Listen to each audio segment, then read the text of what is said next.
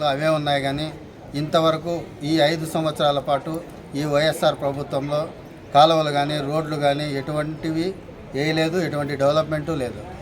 కాబట్టి మేము ప్రజలను ఒకటే కోరుతున్నాం, ఉమ్మడి అభ్యర్థి తరఫున మీరు నిజంగా మీకు న్యాయం జరిగింది, కేవలం బటన్ నొక్కుడు అని ఒకటితో అనుకోకుండా మీకు మౌలిక సదుపాయాలు ఏవైతే ఉన్నాయో కాలువలు, రోడ్లు, అలాగే మీకు గ్యాస్ ఛార్జీలు పెంచడం అయితేనేమి, పెట్రోలు డీజిల్ పెంచడం అయితేనేమి, అలాగే విద్యుత్ ఛార్జీలు పెంచడం అయితేనేమి, బస్సు ఛార్జీలు పెంచడం అయితేనేమి, ఇవన్నీ పెంచుతూ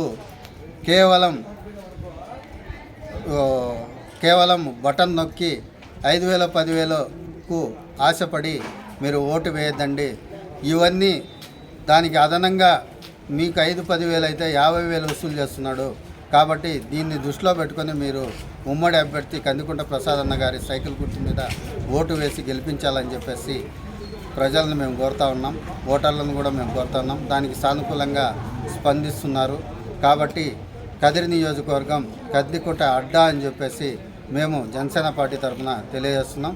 ఏదైతే ఉమ్మడి అభ్యర్థి ఉన్నాడో కందికుంట ప్రసాద్ అన్నగారు గ్యారంటీ అత్యంత భారీ మెజార్టీతో గెలుస్తాడని చెప్పి తెలియజేస్తున్నాం. అబద్ధపు హామీలతో, బూటకపు మాటలతో ఈ జగన్మోహన్ రెడ్డి ఒక అబద్ధాలు అనే ఒక అద్దాల మేడలో కట్టుకొని ఈ 5 ఏళ్ల పాటు ప్రజల పడుతున్న ఇబ్బందుల గురించి ఏమాత్రం కూడా పట్టించుకోకుండా ఇప్పుడు కేవలం ఎన్నికలు వచ్చాయనే తరుణంలో ఈ జగన్మోహన్ రెడ్డి ప్రజల్లో తిరిగి ఒకటి కొత్త డ్రామాకి, గతంలో ప్రతిపక్షంలో ఉన్నప్పుడు కోడికత్తి డ్రామా, ఇప్పుడు గులకరాయి డ్రామా. ఎందుకంటే ప్రజల్ని మభ్యపెట్టాలనే ఒక ఆలోచనలో ఉన్నాడు ఈ జగన్మోహన్ రెడ్డి. 5 ఏళ్ల పాలనలో మహిళల్ని, రైతుల్ని, కార్మికుల్ని ఇలా ఒక్క వర్గాన్నే కాకుండా పేద, మధ్య తరగతి అని ఏం మాత్రం తేడా లేకుండా అధిక ధరతోనూ పెంచి ఆర్టీసీ కావచ్చు, విద్యుత్ ఛార్జీలు కావచ్చు, ఇట్లా పేద మధ్య తరగతి ప్రజల నడ్డి విరిచినటువంటి ఈ జగన్ రెడ్డి భస్మాసుమ హస్తం అంటే ఎలా ఉంటుందో అందుకు నిదర్శనం ఈ జగన్ రెడ్డి. ఈ జగన్ రెడ్డిని ఎందుకంటే అబద్ధాలతో కట్టుకున్న కూటలు కూలుతూ వస్తున్న తరుణంలో ఇప్పుడు ప్రతిపక్షాల మీద అబద్ధపు మాటలు మాట్లాడుతున్నాడు జగన్ రెడ్డి. 2024 సార్వత్రిక ఎన్నికల్లో జనసేన, టీడీపీ, బీజేపీ పార్టీల ఉమ్మడి ప్రభుత్వం ఏర్పడడం ఖాయం.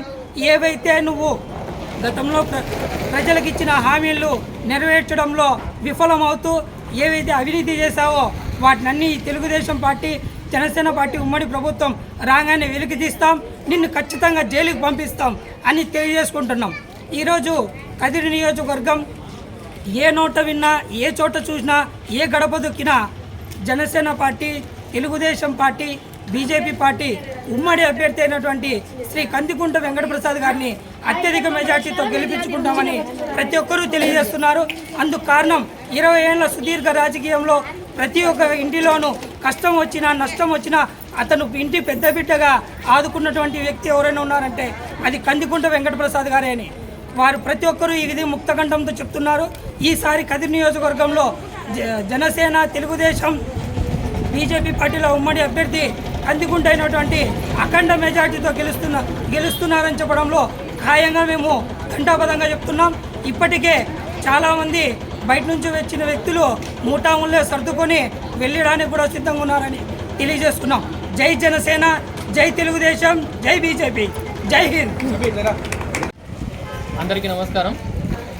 2024 సార్వత్రిక ఎన్నికల ప్రచారంలో భాగంగా ఈరోజు కదిరి నియోజకవర్గం, కదిరి టౌన్, సైదాపురంలో ఉమ్మడి అభ్యర్థి జనసేన, బీజేపీ,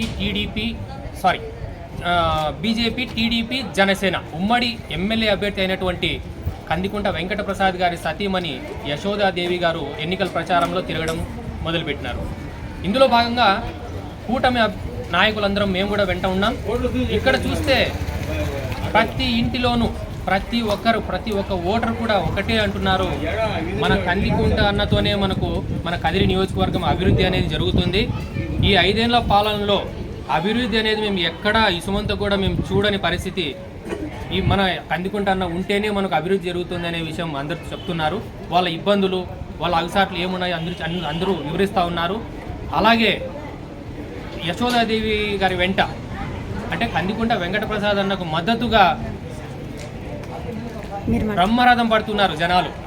మీరు చూస్తుండొచ్చు, మీడియా వాళ్ళ తరపు నుంచి మీరు చూడొచ్చు ఎట్లా వస్తున్నారు. స్వచ్ఛందంగా వచ్చి మా కందికుంటానకే ఓటేస్తాం, ఆయన్నే గెలిపించుకుంటాం, ఆయన ఉంటేనే మాకు అభివృద్ధి ఉంటుంది, మాకు సంక్షేమం అనేది మాకు ఉంటుంది అని చెప్పేసి చెప్తున్న తరుణంలో ఈ వైసీపీ వాళ్ళకు ఒక భయం చుట్టుకుంది.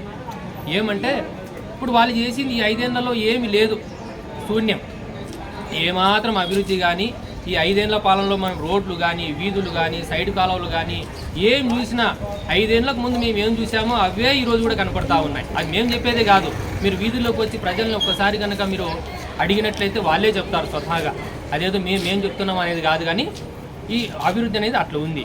ఇప్పుడు మనము మళ్ళీ ఓట్లకు వస్తున్నారు వాళ్ళు. జగన్మోహన్ రెడ్డి గారు ఏం చెప్పారు, 2019లో ఆయన ప్రచారం మొదలుపెట్టినప్పుడు చెప్పారు, మేము మేనిఫెస్టో తయారు చేశాం, మేము అభివృద్ధి అనేది చేస్తాం, మేము మా మేనిఫెస్టోలోని ఏమైతే మేము ఇచ్చామో ఆ పథకాలన్నీ 100% మేము అమలు పరిచిన తర్వాతనే 2024కు మీ దగ్గరకు ఓట్లు అడగడానికి వస్తాం. ఒకవేళ మేము ఈ సంక్షేమ పథకాలు కానీ ఈ అభివృద్ధి పథకాలు ఏమైతే మేము చెప్పామో ఇవి చేయని పక్షంలో 2024లో మీ దగ్గరకు ఓట్లు అడగడానికి వస్తే మా కాలర్ పట్టుకొని నిలదీసి మీరు అడగండి అని చెప్పిన పరిస్థితి మనం చూసాం. ఆయనే స్వతహాగా చెప్పారు. ఈరోజు మనం చూస్తే ఏ ఒక్కటి కూడా వాళ్ళు అమలు పరిచలేని పరిస్థితి.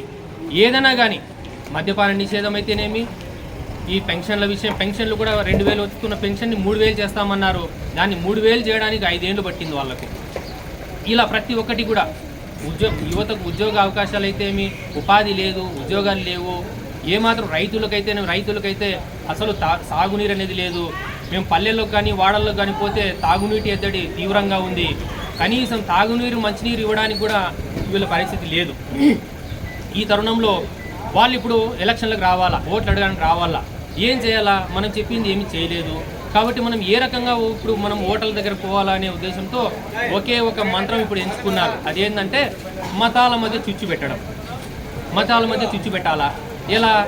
ఇప్పుడు మనకు మీరు టీడీపీకి ఓటేస్తే బీజేపీకి వెళ్ళిపోతుంది, మీరు ఆ బీజేపీకి కనుక ఓటు పోయిందంటే మిమ్మల్ని ఈ ముస్లిం మైనార్టీలందరినీ మీరు తరిమేస్తారు, ఇట్లా చేస్తారు, అట్లా చేస్తారు అని చెప్పేసి సామరస్యంగా ఉన్నటువంటి ఇన్నేళ్లుగా ఎక్కడే కానీ మతాల మధ్య కానీ కులాల మధ్య కానీ ఏమాత్రం విద్వేషపూరితంగా ఏమీ లేకుండా సామరస్యంగా ఉన్నటువంటి మన ప్రాంతంలో మతాల మధ్య, కులాల మధ్య విద్వేషాలు రెచ్చగొట్టే ప్రయత్నం ఇప్పుడు చేస్తున్నారు. అదేంటంటే మన ఎమ్మెల్యే అభ్యర్థి అయినటువంటి మక్బూల్ బాషా గారు ఒక మీటింగ్లో చెప్పారు. ఏమని? ఇప్పుడు మనము టీడీపీకి ఓటేస్తే డైరెక్ట్గా మీరు బీజేపీకి ఓటేసినట్టే. ఒకవేళ బీజేపీ కనుక మనకు ఎన్డీఏ ప్రభుత్వం కనుక అధికారంలోకి వస్తే ఖచ్చితంగా ముస్లిం మైనార్టీలందరినీ ఈ ఆస్తులు, పాస్తులు, ఇండ్లు అని చెప్పి ఆ ఇండ్లన్నీ మనం లాక్కుని బయటకు తరిమేస్తారు అని చెప్పి భయభ్రాంతులు గురి చేసే పరిస్థితి ఇప్పుడు మనం చూసాం, మననే విన్నాం. ఈ సోషల్ మీడియాలో కానీ ఎక్కడ చూసినా మనకు వీడియో వైరల్ అవుతా ఉంది. అయ్యా, మీరు ముస్లిం మైనార్టీలు అంటే మీరేందో వాళ్ళని ఎరయ్యేలా, వాళ్ళు ఏదో మభ్యపెట్టాలా అని చూస్తున్నారు. వాళ్ళు మీరు అనుకున్నంతగా అమాయకంగా ఎవరు లేరు. మీరు ఎరవేయడానికి ఏదో ఒట్టి చేపలో, ఎండుమిరపకాయలో, ఉల్లిపాయలో కాదు. మీరు అనుకుంటున్నారేమో వీళ్ళంతా అమాయకులు, తిక్కోలని. ఎవరు లేరు అట్లా. అందరూ మేల్కొన్నారు, అందరూ చైతన్యవంతులుగా ఉన్నారు. మీరు చెప్పే మాటలు ఎవరు నమ్మడానికి సిద్ధంగా లేరు. ఇప్పుడు 5 ఏళ్ల కాలంలో మనం ఒకటే గమనిస్తాం. ఆయన చెప్పినారు వాస్తవం. కొద్దిసేపు మనం దాన్నే వాస్తవం అనుకుంటే గత 5 ఏళ్లలో కేంద్ర ప్రభుత్వం తెచ్చినటువంటి అన్ని చట్టాలకు 25 మంది ఎంపీలతో భారీ మెజారిటీతో వైఎస్ఆర్సీపీ అనేటువంటిది దానికి అనుకూలంగా ఓటేసిందా, వ్యతిరేకించిందా అనేది ఎక్కడైనా కానీ మనం చూస్తాము. అన్నిటికీ అనుకూలంగానే పోయినారు. ఎక్కడైనా కానీ ఒక్క చట్టానికి అయ్యా ఈ చట్టం బాగాలేదు అని చెప్పేసి ఎక్కడైనా మీరు వ్యతిరేకించిన దాఖలాలు ఎక్కడైనా ఉన్నాయండి? లేవు. మీ మంత్రి అంటున్నారు, మొన్న మధ్యలో ఇవి చూసాం, మనం ఒక వీడియో చూసాం. ఆయన ఏమంటున్నారు, మాకు వచ్చిన ఎంపీ సీట్లు అన్నీ కూడా బీజేపీ ప్రభుత్వానికి మేము గంపగుత్తగా ఇచ్చేస్తాము అని అంటున్నారు. అంటే టీడీపీ బీజేపీతో కలిస్తే మీకు చెడు కనిపిస్తూ ఉంది. మీరు ముస్లిం మైనార్టీలు మభ్యపెట్టి వాళ్ళ ఓట్లన్నీ దండుకొని అవి తీసుకుపోయి మీరు బీజేపీకి ఇస్తేనేమో అది బాగుంటుంది. సో ఇవన్నీ తప్పుడు ప్రచారాలు మానేసుకోండి దయచేసి. ముస్లిం మైనార్టీలు కూడా అందరూ కూడా ఎవరు కూడా మత విదేశాలకు పోవద్దండి. సామరస్యంగా ఉందాం. ఏది కూడా నష్టం జరిగే పరిస్థితి లేదు. మన ఒక మంత్రి గారు చెప్పారు. దానికి మీరు ఏమంటారు? మీ మంత్రి ఒక రకంగా చెప్తారు, మీరు ఇంకొక రకంగా చెప్తున్నారు. కాబట్టి ప్రజలను ఎప్పుడు కూడా మీరు మీ చేతనైతే ఏదైనా మంచి చేయాలని చూడండి, కానీ అంతేగాని సామరస్యంగా ఉండేటువంటి మతాలు కులాల మధ్య మీరు చిచ్చు పెట్టి మీరు ఓట్లు దండుకొని మీ పబ్బం గడుపుకోవాలనే విషయంలోకైతే మీరు అంత అరాచకంగా అయితే మీరు పాల్పడొద్దని చెప్పేసి ఈ మీడియా ప్రముఖంగా మనము తెలియజేసుకుంటున్నాం.